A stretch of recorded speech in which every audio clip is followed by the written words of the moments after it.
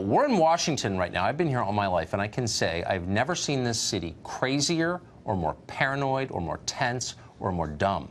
Here's an example. 3 years ago, Brett Kavanaugh made what was obviously a joke about his time in high school. Here it is. Unfortunately, we had a good saying that we've held firm to this day, as the dean was reminding me before the talk, which is what happens at Georgetown Prep stays at Georgetown Prep. That's been a good thing for all of us, I think. Yeah, so he's obviously admitting a felony sex crime there.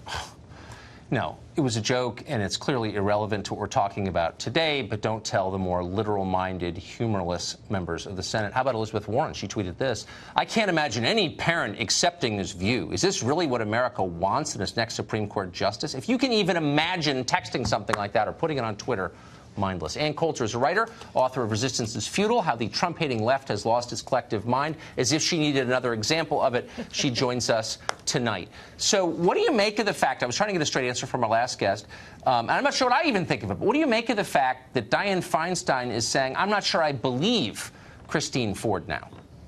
Well, Dianne Feinstein has always been one of my favorite senators, Republican or Democrat. I was sort of surprised she was the one who held on to this letter.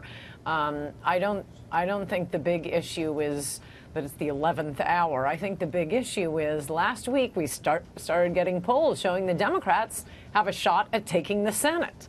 Right. They really want to stop this nomination. It's been kind of hilarious listening to the Democrats, on the New York Times editorial page, and Schumer and Blumenthal. We need a major FBI investigation. As you point out, there's nothing to investigate. They want to appoint a blue ribbon commission, and maybe, they'll wrap up their work sometime next February. It really is just purely for delay. So can I ask, why not an independent counsel? And he can take maybe 4 or 5 years to get to the bottom of it. Why would the Republic look? This, I am giving everybody every benefit of every doubt. I'm not attacking Ford, who, again, as I said last night, I've heard is a nice person. But this is a political tactic designed to prevent the president from putting his nominee on the court. Why are Republicans in the Congress playing along with this? I think some of them, and this is the only thing that I think makes it dangerous for Republicans, for Kavanaugh, and for the Republic, because there are certain Republicans in the Senate who so hate Trump. Right. They would put their egos above the good of the country. And what so many Republicans said about voting, and every 4 years say about voting for any Republican, we have to do it for the Supreme Court nominees. No, maybe not for Ben Sasse. Maybe not for Senator Bob Corker. They just so hate Trump. That could end up hurting Kavanaugh. But I think your point that if they get away with this, then you have CNN running the country. It's not even just the Democrats running the country. It's the media running the country, because this allegation could be made against anyone at any time, absolutely non-disprovable.